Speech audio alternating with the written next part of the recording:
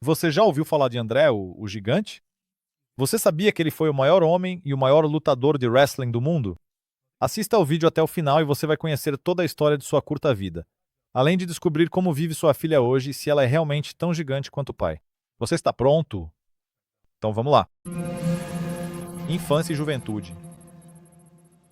André René Roussimoff nasceu em 19 de maio de 1946, na pequena cidade francesa de Colomiers, em uma família de imigrantes búlgaros e poloneses, um ano após o fim da Segunda Guerra Mundial.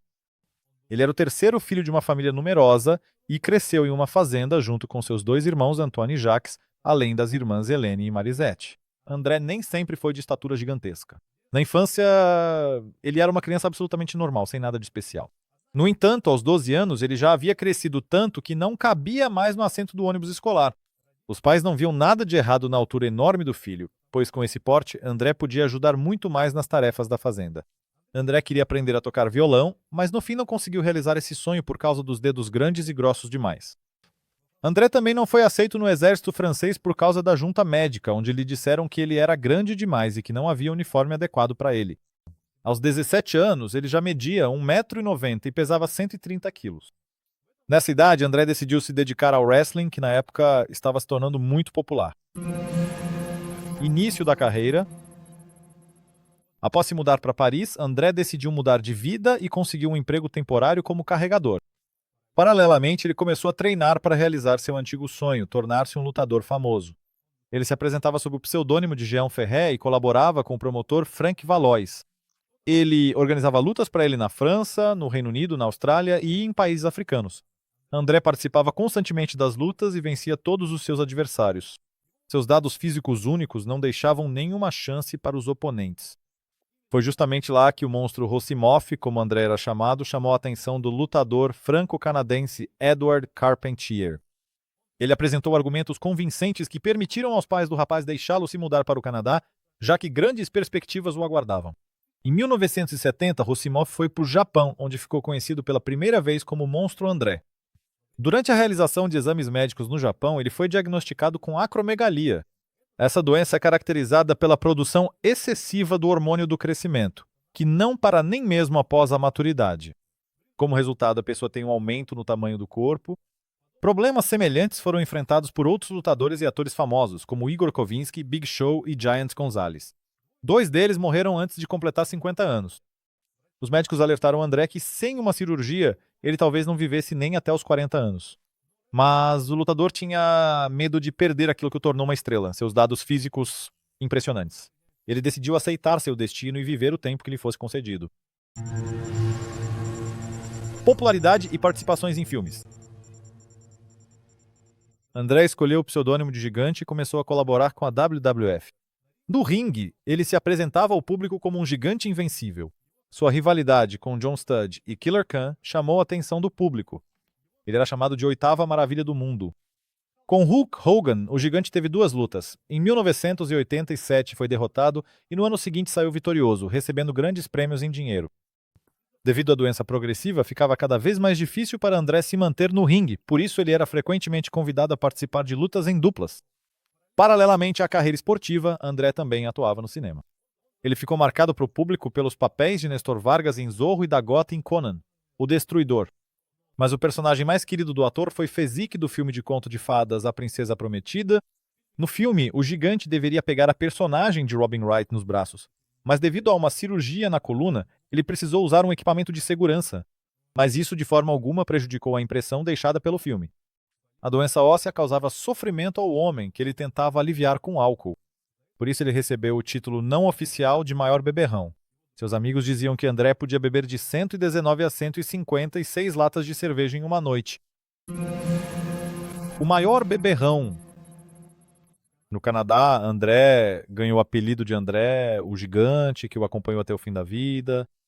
Ele conquistava vitórias e avançava rapidamente em sua carreira.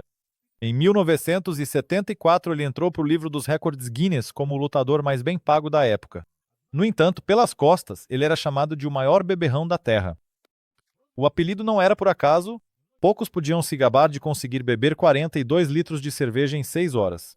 Em um dos documentários, 2 conhecidos de André confirmaram que viram pessoalmente ele beber mais de 73 litros de cerveja em uma única noite. Provavelmente, o episódio mais famoso da carreira de beberrão de André foi a noite em que, sentado no saguão de um hotel, ele bebeu 127 latas de cerveja e adormeceu ali mesmo, à mesa. Os funcionários do hotel tentaram mover o gigante do lugar, mas acabaram sendo obrigados a deixá-lo sentado onde estava até que André acordasse sozinho na manhã seguinte. Diferente de todos os outros. O documentário lançado em 2018 lançou luz sobre as razões pelas quais André escolheu esse estilo de vida. Acontece que ele sentia dor constantemente, especialmente nas costas e nos joelhos. Suas articulações não suportavam o peso e a altura enormes. Os problemas de André poderiam ser parcialmente resolvidos com uma cirurgia na hipófise. Ela permitiria interromper o crescimento e dar ao corpo a chance de se adaptar sozinho ou com a ajuda de cirurgias adicionais.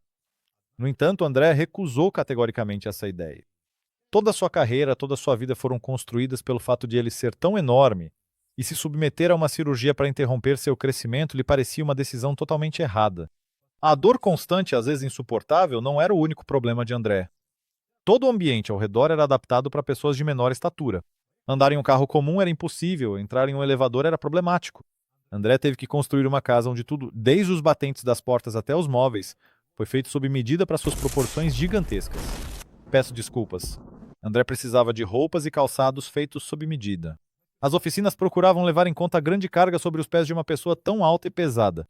Durante os voos, André precisava ocupar 2 assentos, e ir ao banheiro a bordo era impossível para ele, ele não cabia na cabine. Para contornar a situação, a tripulação tinha que cobrir André com um pano e lhe fornecer um balde, para que ele pudesse usar o banheiro sem sair do assento.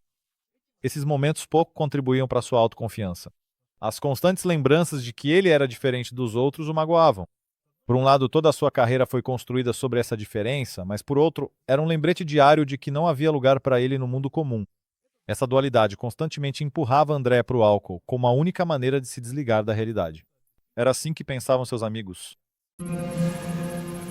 Morte precoce. André, o gigante, o lutador mais bem pago do mundo, estava cercado de atletas e atores notáveis. Entre seus amigos estavam Muhammad Ali, Arnold Schwarzenegger e Peter Maivia, avô da estrela de Hollywood Dwayne Johnson. O atleta faleceu em 19 de maio de 1993 em um hotel para onde havia ido para o funeral de seu pai. A causa da morte foi insuficiência cardíaca. O corpo já não conseguia mais suportar o peso de 255 quilos e a altura de 224 centímetros. O lutador encerrou a carreira em 1992 e já não se apresentava mais no ringue. A família queria enterrar o gigante ao lado do pai, mas de acordo com o testamento o corpo foi cremado e as cinzas espalhadas no rancho do lutador em Ellerbe. Lá André gostava de passar o tempo, dedicando-se ao cuidado dos animais e brincando com seu cachorro favorito. Após a morte de André, o gigante, todo o seu patrimônio foi transferido para sua filha Robin. Em vida, o lutador pouco se comunicava com ela e, na verdade, não queria reconhecer Da lá, já que nunca foi casado com a mãe dela. Vida pessoal. André, o gigante sobre cuja vida pessoal se sabe pouco, nunca se casou oficialmente. No entanto, ele tem uma filha com Jean Christensen, Robin Christensen Rusimov. André, que sofria de dependência alcoólica, passou pouco tempo com Jean, ex-modelo que depois trabalhou como jornalista. A relação deles não foi duradoura e não está claro se chegaram a se casar oficialmente. Embora existam relatos de que algum tipo de ritual de casamento tenha sido realizado, não há nenhuma confirmação legal disso. Provavelmente, eles se separaram muito antes do nascimento da filha, cujo surgimento foi uma surpresa para ambos. Jean compartilhou suas memórias com o repórter no início dos anos 1990, contando que acreditava que seu parceiro era infértil. André inicialmente negou a paternidade e um exame de sangue foi necessário para confirmar seu envolvimento no nascimento da menina. Posteriormente, ele começou a pagar a Jean uma pensão alimentícia no valor de $750 por mês, aumentando posteriormente esse valor para $1.000. Robin Christensen Rusimova. Robin Christensen Rusimova nasceu em 1979. Apesar de reconhecer Robin, o pai famoso raramente mantinha contato com a filha e oferecia ajuda financeira de forma bastante modesta. Segundo Jean Christensen, até os 12 anos, Robin tinha visto seu pai apenas 4 vezes. Uma vez quando era bebê, a segunda vez com cerca de 1 ano e meio, a terceira aos 4 anos de idade e a última vez em novembro de 1991, quando o encontro durou apenas 5 minutos. Crescendo, Robin percebia que seu famoso pai continuava sendo praticamente um estranho para ela. Em uma das entrevistas, ela comentou: "Ele é meio que meu pai, mas ao mesmo tempo não é, entende?" Ao crescer, Robin continuou sentindo sentimentos ambíguos em relação ao pai.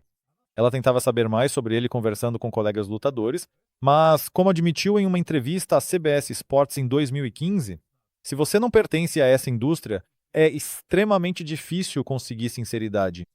Apesar disso, Robin considerava que se André tivesse vivido mais, o relacionamento deles poderia ter se tornado mais próximo. No entanto, apesar de tudo, André cuidou da filha em seu testamento, deixando para ela uma parte significativa da renda proveniente da venda de seus produtos, da qual ela usufrui até hoje. Quanto à semelhança física de Robin com André, ela é evidente. Olhos pequenos, queixo maciço e maçãs do rosto fortes. Os sinais de gigantismo também se refletiram em sua aparência. Robin mede 180 centímetros de altura e seu peso ultrapassou 100 quilos. Hoje, Robin é conhecida pelo apelido de Filha de André, o gigante, que ela adotou ao seguir os passos do pai no wrestling. Trabalhando na WWE, ela ganha cerca de US$ 500 mil por ano. No entanto, ao contrário de seu lendário pai, Robin não é tão pública e evita contato com a imprensa.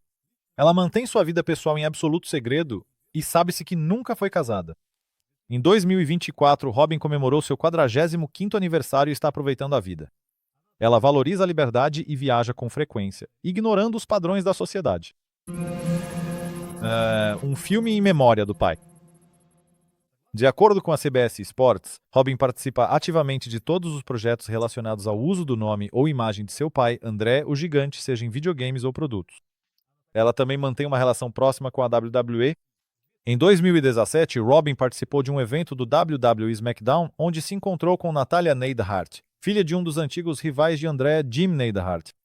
Em uma entrevista a Sports Illustrated em 2020, Robin falou sobre o trabalho cinematográfico mais famoso de seu pai. Ela admitiu que soube pela primeira vez sobre a participação dele no filme A Princesa Prometida, de 1987, ao vê-lo na tela no papel do gigante Fezzik.